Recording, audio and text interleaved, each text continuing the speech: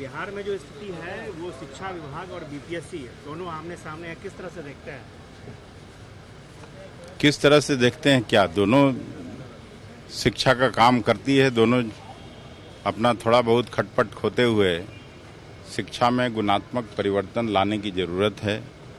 बिहार का इतिहास रहा है, यहीं कभी नालंदा विश्वविद्यालय हुआ करती थी जहां दुनिया भर के छात्र पढ़ने आते थे। अब निश्चित रूप से वो स्थिति नहीं है। पुनः उस स्थिति को बहाल करने के लिए बिहार सरकार को प्रयास करना चाहिए। शिक्षा में गुणात्मक परिवर्तन लाने की जरूरत है और शिक्षकों को का जो भी अधिकार है वो मिलना चाहिए, मैं यही कह सकता हूँ। अध्यक्ष जी एक चीज और है कि बिहार सरकार के शिक्षा मंत्री हैं, उन्होंने पैगंबर मोहम्मद साहब की तुलना जो है मर्यादा पुरुषोत्तम से कर दी है। आपको लगता है कि वाकई ये तुलना करना सही है? अब ये सब अभिव्यक्ति का सबको अधिकार है, सब लोग अपना बात कह सकता है। मेरे हिसाब से सबका अलग अलग स्थान है समाज में, तो लेकिन किसी का किसी से तुलना नहीं होना चाहिए सर, इससे कंट्रोवर्सी होती है। सर संसद का विशेष सत्र बुलाया गया है, अभी तक तो मुद्दा नहीं बताया गया कि कितने बुलाया गया, कैसे देखते हैं? देखिए, मोदी जी जिस तरह से सत्ता का संचालन कर रहे हैं वो प्रजातंत्र का स्वरूप नहीं हो सकता, वो जमहूरियत और संविधान का स्वरूप नहीं है।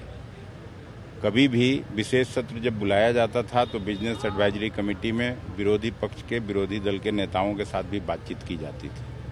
अब तो यहाँ ऐसा हो गया, ऐसा भी समय था राजीव जी के समय में अटल बिहारी वाजपेयी जी को यूएनओ में भारत की तरफ से रिप्रेजेंट करने के लिए भेजा जाता था। विपक्षी दल के नेता को नरसिम्हा राव साहब ने भी भेजा था भारत का प्रतिनिधित्व करने के लिए। और G20 का सम्मेलन हो रहा है, यहाँ विरोधी दल के नेता को ही उस भोज में नहीं बुलाया जाता है। तो इससे समझा जा सकता है कि क्या स्थिति है इस देश की।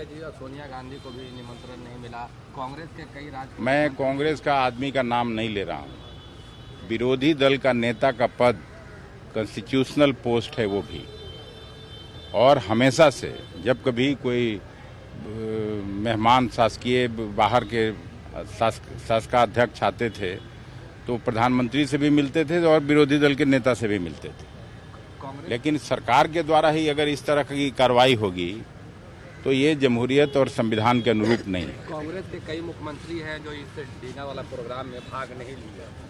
तो प्रोग्राम में भाग नहीं, क्यों भाग लेंगे जब आप विरोधी दल के नेता को नहीं बुला रहे हैं? तो फिर क्यों भाग लेना है आपके कार्यक्रम में? आपको मैं अगर कोई भोज दूं, बाकी 4 साथियों को आपको बुलाऊं, आपको नहीं दे तो ये लोग को, इन लोगों को भी तकलीफ होगी। नीतीश कुमार पहुंचे हैं और वापस भी आए लंबे समय। नीतीश कुमार जी कांग्रेस पार्टी से अलग उनकी पार्टी है, उनका सोच अलग है, हम लोगों का सोच अलग है।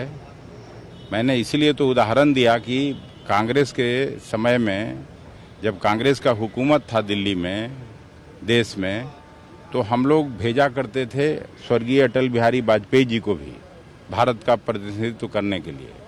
अब स्थिति कैसी बदली है आप देख सकते हैं। एक सवाल और, आपका पास सवाल खत्म होता नहीं। इलेक्शन है सर, हुआ उसमें 4 सीट इंडिया को मिला, 3 जो बीजेपी के लोग हैं। आने वाले समय में उत्तरोत्तर बीजेपी अपना लूज करती जा रही है जनाधार, और इंडिया गठबंधन और मजबूत होता रहेगा, देख लीजिएगा।